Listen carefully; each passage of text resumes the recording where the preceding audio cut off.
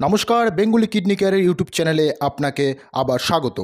আজ এই ভিডিওতে আপনাদেরকে জানাতে চলেছি খিদের চাহিদা না থাকার কারণ। প্রতিটি কিডনি ফেলার পেশেন্টদের খিদে বা খাবারের চাহিদা কম থাকে। একে লস অফ অ্যাপেটাইট বলা হয়ে থাকে। এটাকে কিভাবে ঠিক করা যায় ও কেন ঠিক করা জরুরি, কী কারণে খিদের অভাব দেখা দেয় কিডনি রোগীদের, তা আজকে এই ভিডিওতে আপনাদেরকে জানাবো। এছাড়াও এর সম্পর্কে আপনার ট্রিটমেন্ট বিষয়েও জানতে পারবেন। শুরু করব এটা দিয়ে যে কেন খেতে ইচ্ছে করে না বা কেন খাবারের স্বাদ ভালো লাগে না। এর পিছনে সবথেকে বড় রিজন হলো ইউরিয়া। আমাদের কিডনি কাজ করা কম করে তখন বডিতে টক্সিক জমতে থাকে। সেটা ক্রিয়েটিনিন হোক বা ইউরিয়া হোক, তা ব্লাডে জমতে শুরু করে। পুরো বডিকে কন্ট্রোল করে কে? ব্রেন। ব্লাডে জমে থাকা সেই ক্রিয়েটিনিন এবং ইউরিয়া যখন ব্রেনে যায়, তারপর অনেক সমস্যা তৈরি হতে থাকে বডিতে, যার ফলে খাবার সামনে আসলে বা খাবার 2 থেকে 3 বার খাওয়ার পর মনে হয় পেট ভরে গেছে। খাবার দেখে বমি ভাব আসছে বা অনেকে বমি করে ফেলেন। আমাদের বডিতে যাই হোক না কেন, তা আপনার পেট ব্যথা হোক বা মাথা ব্যথা হোক বা বডিতে যে কোনো প্রকার সমস্যা, তা অনুভব করায় ব্রেন। তাই ব্লাডে থাকা ক্রিয়েটিনিন এবং ইউরিয়া ব্রেনে গেলে ব্রেন সিমটম দেয়, অর্থাৎ অনুভব করায় যে খিদে নেই। এরকম পরিস্থিতি কোনো পেশেন্টের হয়ে গেলে তা কেন ঠিক করা প্রয়োজন? আপনি যদি খাবার না খান, খাওয়া বন্ধ করে দেন, তবে কি হবে? সবথেকে বড় সমস্যা হবে উইকনেস। বা যদি অল্প আহার গ্রহণ করেন, কন্টিনিউয়াস এটা চলতে থাকে, তবে বডি উইক হতে থাকবে। যার ফলে যারা ডায়ালিসিস পেশেন্ট আছেন, যারা ডায়ালিসিস রানিং রাখছেন, তাদের ডায়ালিসিস করা ইম্পসিবল হয়ে যায়।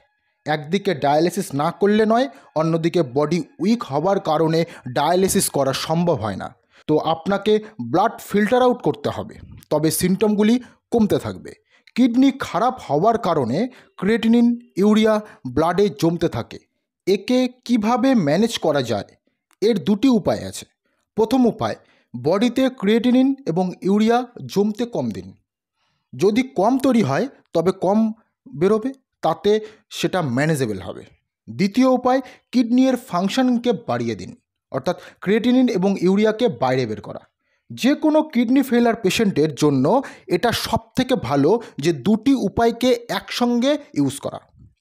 জেনে নিন কিভাবে করবেন। আমরা যে খাবার খাই তাতে কার্বোহাইড্রেট, ফ্যাট, প্রোটিন সব কিছু থাকে।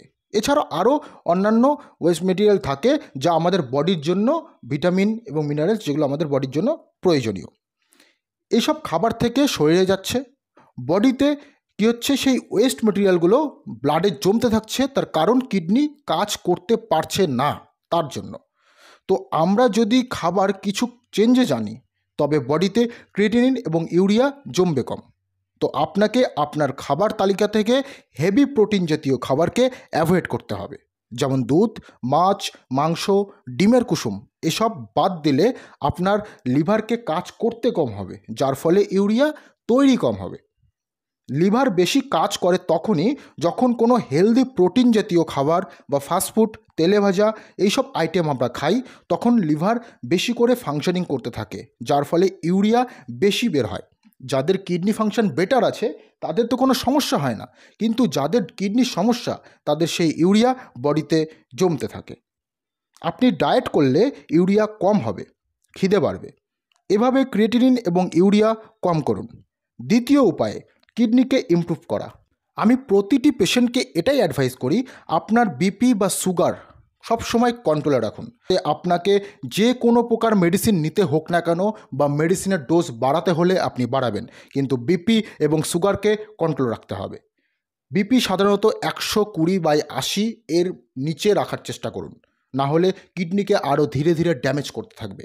ঠিক সেই রকমই সুগার, পিপি হোক বা ফাস্টিং হোক, যেটাই হোক 180 এর নিচে রাখার চেষ্টা করবেন। যদি আপনি লম্বা টাইম ধরে কিডনি নিয়ে সার্ভাইভ করতে চান, তবে অবশ্যই বিপি এবং সুগারকে মেনটেন করে চলতে হবে। আশা করছি ভিডিওটি আপনাকে হেল্প করবে, আপনার লাইফস্টাইলকে চেঞ্জ করতে সাহায্য করবে। ভালো থাকুন, সুস্থ থাকুন, নিজের কিডনির যত্ন নেবেন, অপরকে সচেতন করুন। ধন্যবাদ।